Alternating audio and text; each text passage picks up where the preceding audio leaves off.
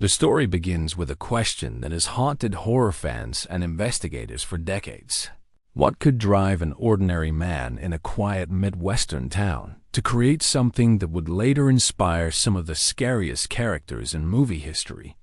Long before Hollywood ever imagined Leatherface revving a chainsaw, Norman Bates standing behind a shower curtain, or Buffalo Bill pacing in the shadows of a basement, there was a lonely figure living on the edge of Plainfield, Wisconsin, Ed Gein. At first glance, he looked harmless, almost invisible. The kind of neighbor people nodded to in passing without giving a second thought. But behind the locked doors of his isolated farmhouse, something far more unsettling was unfolding. Gein wasn't a thrill-seeker, nor was he a typical criminal chasing chaos. Instead, he saw himself as a kind of craftsman, a man trying to build something out of the fragments of a life he could not accept losing. When his mother died, the only person he ever truly depended on, he didn't just grieve, he unraveled. The boundaries between memory and reality blurred, and he became obsessed with the idea of recreating her presence in the most disturbing way imaginable, not out of violence, but out of a desperate, confused desire to become who he believed she wanted him to be. This is where the story shifts from tragic to terrifying. When investigators stepped into his farmhouse while searching for a missing woman, they did not expect what they would find. The rooms felt frozen in time, untouched by sunlight or normal life. Newspapers were stacked like barricades, old tools hung from walls, and strange handmade objects were placed carefully as if part of some private workshop. Though we won't describe anything graphic, what stands out is not the gore, it's the intention behind the items police discovered. Each piece had been shaped, sewn, or altered with slow, meticulous patience, part of a larger project. Gein had been building in secret, a woman's suit, an outfit he believed would allow him to step into the skin symbolically of the mother he couldn't let go of. And while his crimes were horrifying, the real shock was the psychology behind them. A man so consumed by grief, isolation, and confusion that he tried to rebuild his identity by crafting a version of someone who no longer existed. This is the real story behind the Texas Chainsaw Massacre, Psycho, and the Silence of the Lambs. Before the films, before the legends, there was the farmhouse, the moment investigators opened the door and realized they were standing at the crossroads of madness and mythology. Tonight, we step inside that story not to glorify it, but to understand how one man's loneliness became the blueprint for some of cinema's most unforgettable nightmares. Plainfield, Wisconsin was the kind of town where nothing ever seemed out of place. A place so small and familiar that everyone could predict the rhythm of their days.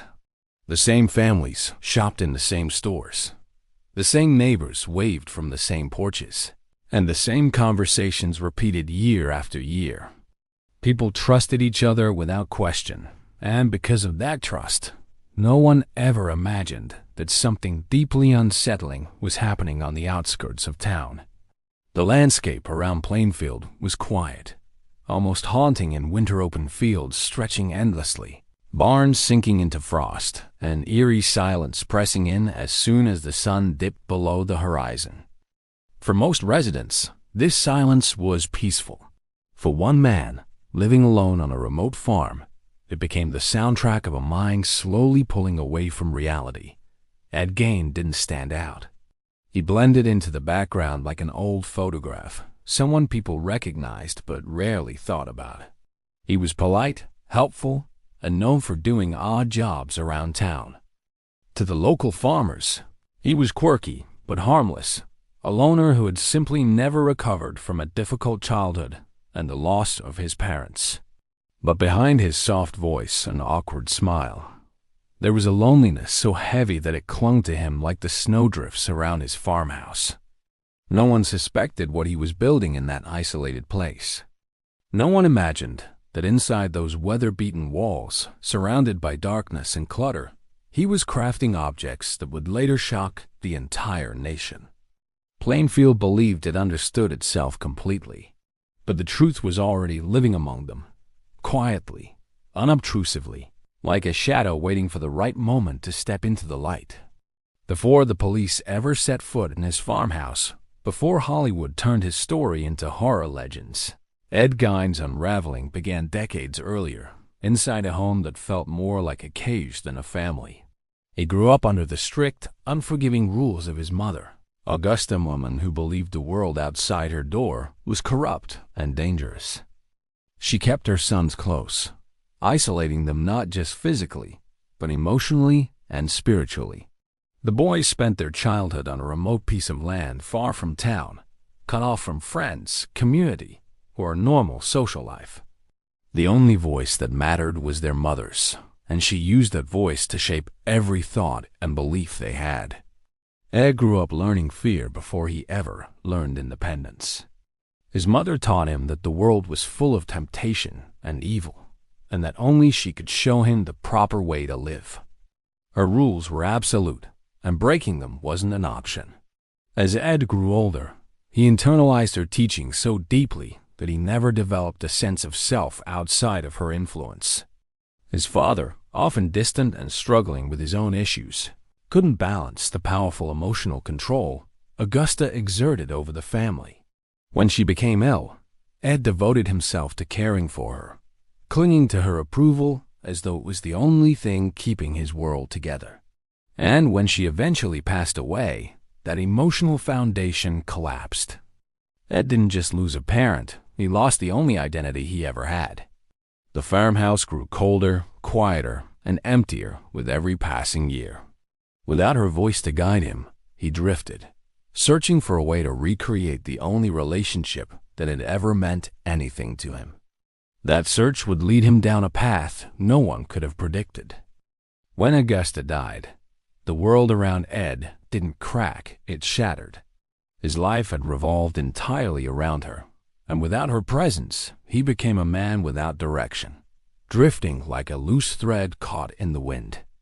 Neighbors noticed that he began to withdraw even more, avoiding small talk, turning down invitations, and retreating into a silence so deep it felt impenetrable. The farmhouse, once kept under Augusta's strict discipline, slowly dissolved into disrepair. Rooms gathered dust, wallpaper peeled, and furniture sat untouched for years. Ed sealed off the rooms his mother once occupied, leaving them untouched like a shrine, frozen in time while the rest of the house decayed around him. He spent more time alone than anyone in town realized. Long winter nights stretched endlessly, and the isolation only amplified the voice of grief echoing in his mind. Ed turned to books, old medical texts, adventure stories, folklore, and newspapers, anything that helped him escape the loneliness that suffocated the house. But instead of pulling him back to reality, these pieces of information formed a new world inside his imagination, a world where he could bring back what he had lost. His loneliness wasn't explosive. It was slow, creeping, and quiet, like a leak that eventually floods a room. With no family, no guidance, and no emotional support, Ed began to reshape his thoughts around a single idea, the belief that he could somehow reconnect with his mother by creating or reconstructing her presence.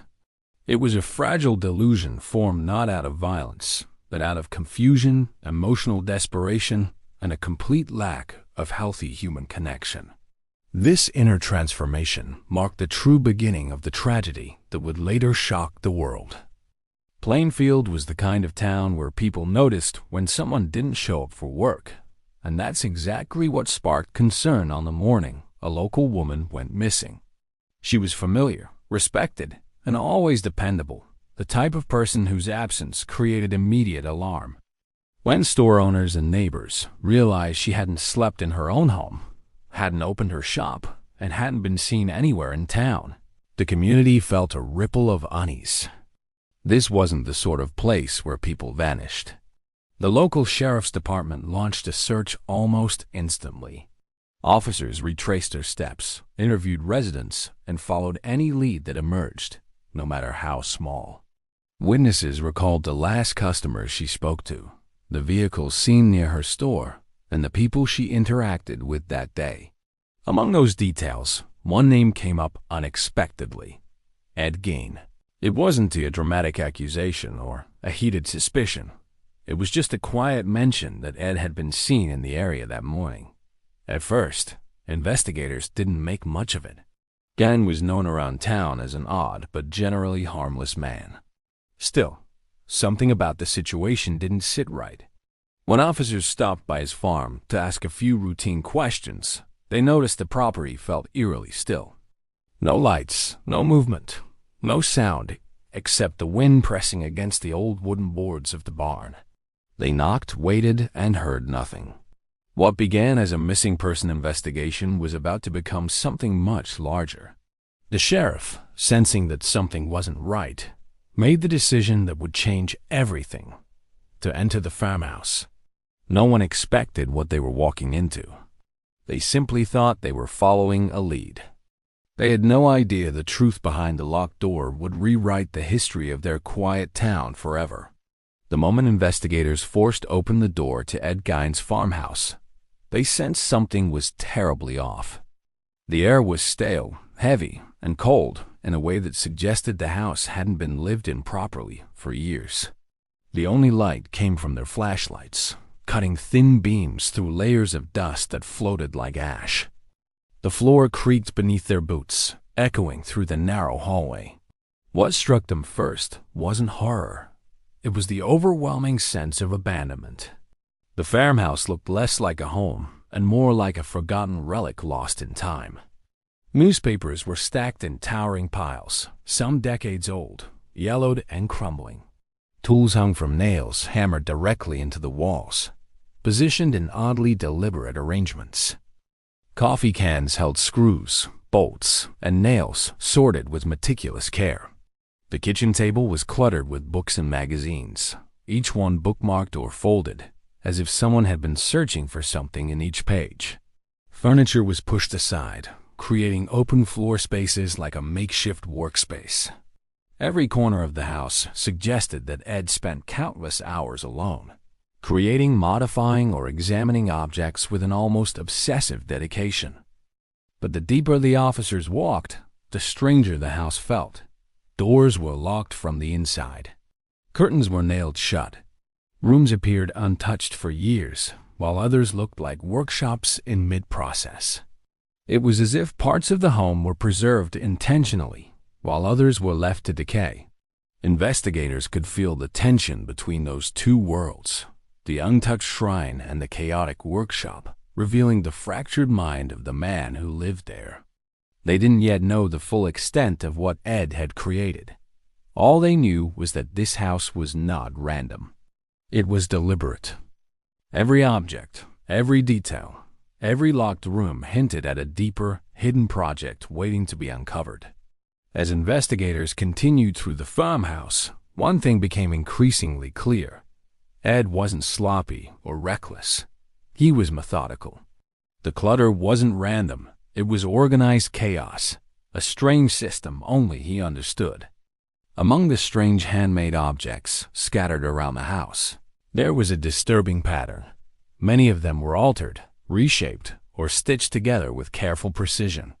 Though nothing graphic is described, the key detail was how much effort and craftsmanship he invested into everything he made. It wasn't the materials that frightened investigators. It was the intention. Workbenches were covered with tools polished from frequent use. Needles, twine, clamps, and cutting instruments were arranged neatly, each clearly chosen for a specific type of work. Ed had spent years collecting manuals, magazines, and clippings about anatomy, biology, and skin-related medical practices. These weren't casual hobbies. They were instructions for something he believed he could construct. What investigators realized, slowly and uneasily, was that Ed had been obsessively attempting to build items that mimicked or symbolized human features. These objects weren't trophies or symbols of violence. They were parts of a greater construction, a project he had been working on piece by piece, night after night, in isolation. Among these items, sketches and notes suggested he imagined a kind of wearable suit, something he believed would let him feel closer to the mother he missed so desperately. The psychological weight of this discovery was heavy. It wasn't just a crime scene. It was a window into a deeply fractured mind. Ed's creations were reflections of grief, longing, and confusion, built by a man who had never learned how to process loss. Instead of moving forward, he tried to build backward, constructing something he hoped would reconnect him with a love he could never truly replace. Once investigators began matching the handmade objects in Ed's home with missing items from local cemeteries, the story took an even more disturbing turn, yet one rooted in sorrow rather than thrill-seeking. Ed admitted that he had been visiting graveyards late at night, not to cause harm, but because he felt drawn to certain burial sites. He insisted that he only targeted graves of women who reminded him of his mother, believing somehow that he could reconnect with her through them.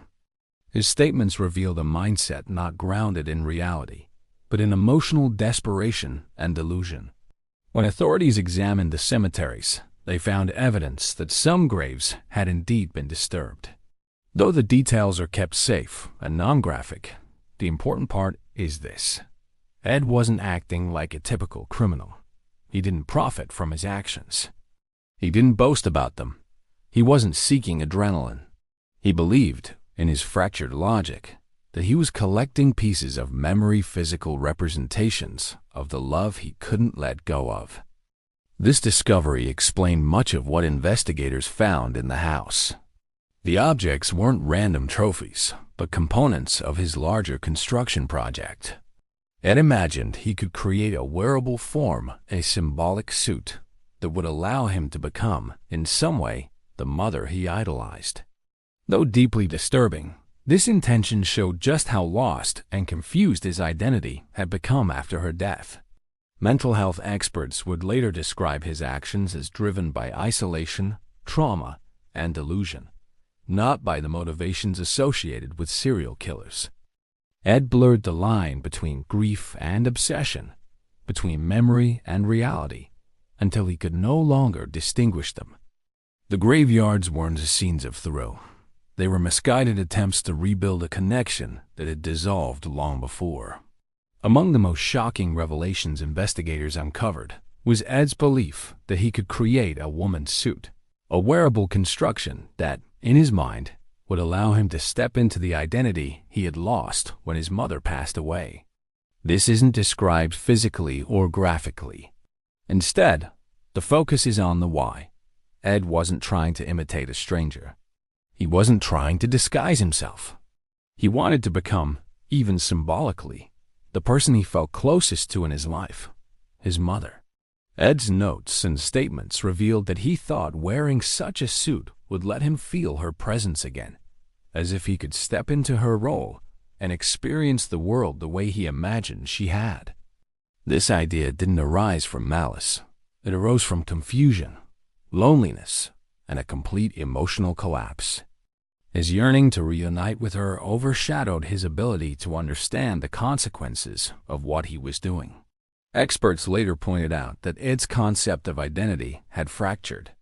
Instead of seeing himself as an individual, he saw himself as an extension of his mother, a reflection of her expectations. When she died, he didn't know how to exist on his own. The suit became his way of filling the void, a tragic symbol of a man who couldn't accept loss or build a life outside the only relationship that ever mattered to him. In many ways, the psychological intention behind it is what makes the story so eerie. Ed wasn't driven by hatred or thrill. He was driven by longing, misguided, delusional, and horrifying, but rooted in emotional collapse rather than cruelty. This revelation would become the backbone of several iconic horror characters, though none captured the quiet sadness behind Ed's intentions. When the details of Ed Gein's case became public, Hollywood took notice immediately, not because of the graphic elements, but because of the psychological complexity. Writers and directors were fascinated by how one man's grief and delusion could form the backbone of a story more unsettling than any monster movie. What captivated them wasn't violence, but the idea of a man so emotionally shattered that he tried to rebuild a person out of memory and obsession. Alfred Hitchcock's Psycho took direct inspiration from Ed's devotion to his mother. Norman Bates wasn't a reflection of violence. He was a reflection of emotional dependency taken to a terrifying extreme. The Texas Chainsaw Massacre drew from the imagery of the farmhouse, the isolation, the handmade objects, the eerie sense of a home twisted by a disturbed mind. The Silence of the Lambs used the idea of a person constructing a suit as a symbolic form of transformation, not as a literal copy of Ed's intentions, but as a metaphor for identity confusion and psychological collapse. Hollywood didn't recreate Ed's story. They extracted the emotional truth behind it. They captured the loneliness, the obsession, and the delusional logic, turning those elements into characters that continue to haunt audiences decades later. These films didn't scare people because of gore. They scared people because the villains felt disturbingly human. Their motivations weren't supernatural.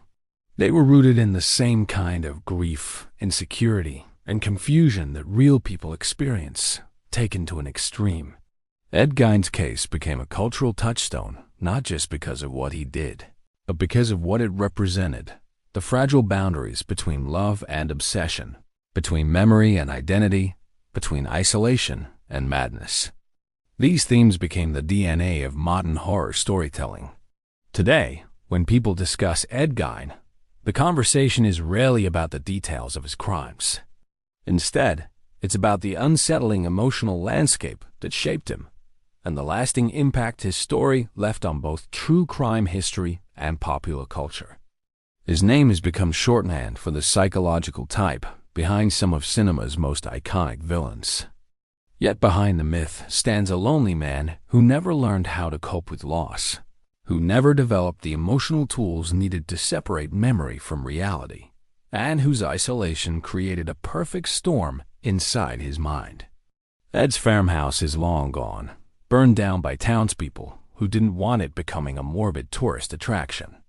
But the idea of the farmhouse, the silent rooms, the locked doors, the carefully arranged objects, continues to symbolize the slow decay of a person's inner world. It reminds us that horror isn't always loud or violent. Sometimes it's quiet. Sometimes it lives at the edge of a small town. Sometimes it grows inside a person who doesn't know how to ask for help. Although his actions were extremely disturbing, the deeper story is one of mental collapse, emotional dependence, and the consequences of complete social isolation. Understanding his case isn't about sympathizing. It's about recognizing how complex human psychology can be, and how tragedies can form from a mix of trauma, loneliness, and delusion. Hollywood transformed Ed's story into fiction, exaggerating the monstrous elements for entertainment. But the real impact comes from understanding the man behind the myth, and how a seemingly ordinary life can spiral into something unimaginable when grief goes untreated and isolation becomes a prison. His legacy endures not because of what was found in his house, but because of what his story reveals about the fragile nature of the human mind. In the end, the story of Ed Gein isn't just a tale of crime. It is a deeper reminder of how fragile the human mind can become when grief, loneliness, and isolation are left to grow unchecked. His farmhouse may have been destroyed, but the questions it raised still echo through true crime history and horror cinema alike. How does someone so invisible to the world create something that leaves an imprint on culture for decades? How does a quiet man from a forgotten town become the blueprint for some of the most terrifying characters ever written? When investigators stepped into that farmhouse, they didn't just uncover a crime scene. They uncovered a portrait of a man who had lost his way long before the world noticed. His actions were disturbing, yes, but the real horror was the emotional vacuum that created them. A lifetime without connection, without support, without the ability to cope with the only love he ever knew disappearing. And that is why Ed Gein's story still lingers. Not because of gore or violence, but because it forces us to confront the darker corners of the human experience, the places where grief twists into obsession, where memory replaces reality, and where a lonely mind invents its own distorted salvation. As the credits roll on this story, one truth remains. The scariest monsters in fiction are often born from real human pain. And sometimes the most terrifying place to explore is not a haunted house or a dark forest, but the human mind left alone for far too long.